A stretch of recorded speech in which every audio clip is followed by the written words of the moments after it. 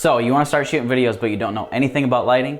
Stick around because today we're going to be talking about 3 easy single light source setups. Let's go. All right guys, so if you're new to the channel, we do tech reviews, unboxings, camera reviews, all that different type of stuff. So if you're into that kind of thing, please make sure you hit that subscribe button and turn on notifications so you can get all the notifications whenever we post a video. And for all my loyal subscribers out there, it has been a couple of weeks, like 3 weeks since I posted a video, and I apologize for that. Actually, me and my family were pretty sick for quite a while, a couple weeks, but we're all better now. Let's get the show on the road, right? All right, so maybe you've been thinking about shooting YouTube videos or making your own videos. You see all these other people online that have been doing it and you wanna, jump in the mix and start creating content for yourself or for other people or for whatever. Today's video, like I said, we're gonna be talking about 3 easy light source setups, and specifically single light source setups. So only one light, all right? So not a million lights. I'm not talking about accent lights or anything. Actually, that's the reason why I don't have any lights behind me. I waited until nighttime so there was no light coming through that window so we can control the light as good as possible, or as much as we can anyway. And the nice thing about a single light source setup is that you can do it for really, really cheap.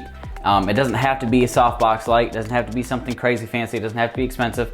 It can be, a shop light that you bought from Home Depot that you're bouncing off of a poster board from the dollar store or something like that. Or it can be, a window light. If you want to shoot your videos during the day, you can just stand by the window and get good key lighting that way. So the light itself isn't really the most important thing. Like I said, it doesn't have to be pricey, but just how you position the light for your video is gonna make the difference, and that's what we're gonna be talking about today. All right, real quick, just for reference, I'm going to turn off this light that I have on right now, and I'm gonna turn on the room lights just so you can see why lighting is important. All right, forgive me for the messy room.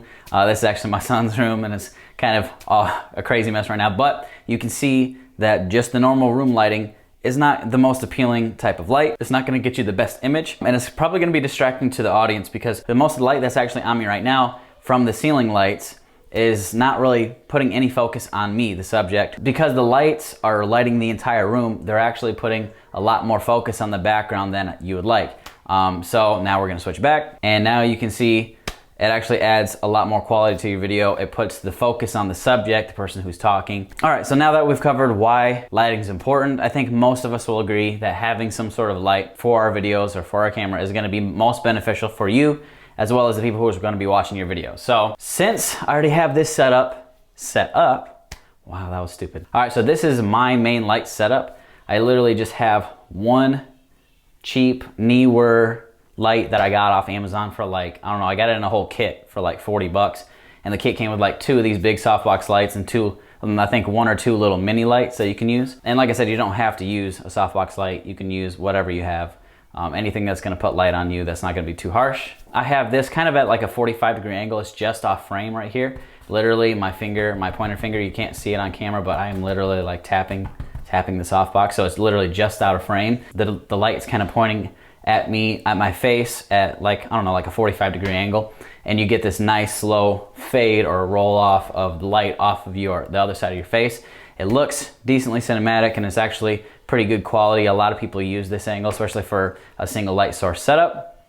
So this is a very good option, and like I said, this is the setup that I go to all the time. I like this look the best. All right guys, so you can see right here, I got my camera right here in the corner of the room, and then I got the light sitting, so I'm literally standing right here in front of the camera where I've been talking to you guys, and the light is right there at like a 45-degree angle off of my body. So yeah, that's what the setup looks like. All right guys, so this is setup number 2. I'm gonna call this the beauty angle, which is kind of funny, but the reason why I call it that is because most of my wife watches like a lot of the makeup vlogs and tutorials and all that stuff, and most of those people have like a ring light or some sort of key light directly behind the camera. And so when they look at the camera, it kind of lights up their entire face and all that, which works for that type of video. So if you're going to shoot that type of video, this light setup is very effective, because obviously if you're putting stuff all over your face, then you want your entire face to be lit up. But I don't do makeup tutorials, and I'm probably not gonna start anytime soon. So I personally don't use this setup, but this is a setup that you can use that's very quick, easy, simple, and very effective, depending on your videos. And I think the thing that I don't like the most about this is, especially because I have glasses, is the glare. So if you have anything that's reflective, say you're showing a phone or like my glasses, you can see the light like off the reflection all the time, which is kind of annoying. All right, so this is the setup number 2 that we've been talking about. Obviously you can see the camera's right here, and then the light is directly behind it. So that is the setup. Very easy, very simple. And so yeah, let's move on to setup number 3. Holy, okay, she's coming down. Oh my. All right, we're gonna have to rethink this.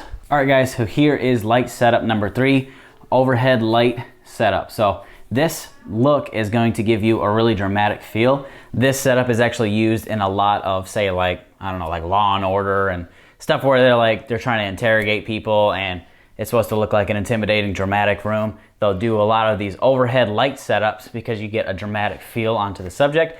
And the same thing goes for like different product reviews. If you watch like a lot of Peter McKinnon videos or Matty Hapoya videos, a lot of times when they're showcasing like a camera or it's a different product, they'll put it on a table and then they'll put a light directly above it because you get a really cinematic and a really dramatic feel off of the subject because the lighting is coming down directly onto the subject. And it, like I said, it just gives a more cinematic, more dramatic feel. Obviously this wouldn't be a setup that you'd use for like your main talking headshot. You'd use another one of the lighting setups that we already talked about. This is a really good go-to that you can do really quickly, and you can do a lot of cool little rigging up type of things if you don't have anything to get your light above your head. You can rig it up somehow. There's plenty of different ways. That's actually the reason why I'm sitting on the floor right now, is because I don't have a rail system or anything to actually set this light up. Actually, let me just show you.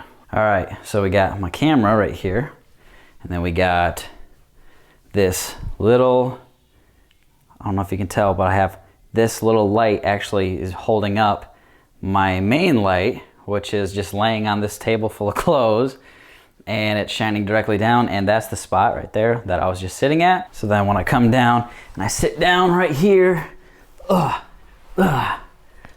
then this is the angle, and you get this really dramatic overhead shot. Now I will say the one thing that I've noticed about this shot, because my light is an umbrella light, so it's not actually like a soft box where the back would be blacked out. This actually bounces a lot of the light that the light produces off of the umbrella and then back out into the room. That's why a lot of the room is a lot more lit up right now. Right away when you see a shot like this, it looks just much more dramatic, and depending on the look that you're going for, it can really change the emotion of the video or how you want your viewer to actually feel when they're watching it. All right guys, so there it is, 3 quick, easy, single light source setups that you can do on your own with not a lot of money. And like I said, the light doesn't really matter. What kind of light you're using doesn't matter. As long as you got a light that's gonna put some soft light on you, doesn't matter where you got it from, doesn't matter how much. If you guys like this video, you like this type of content, please make sure you like, share, comment, and subscribe to the channel if you haven't already. And I'll see you guys in the next video. See ya.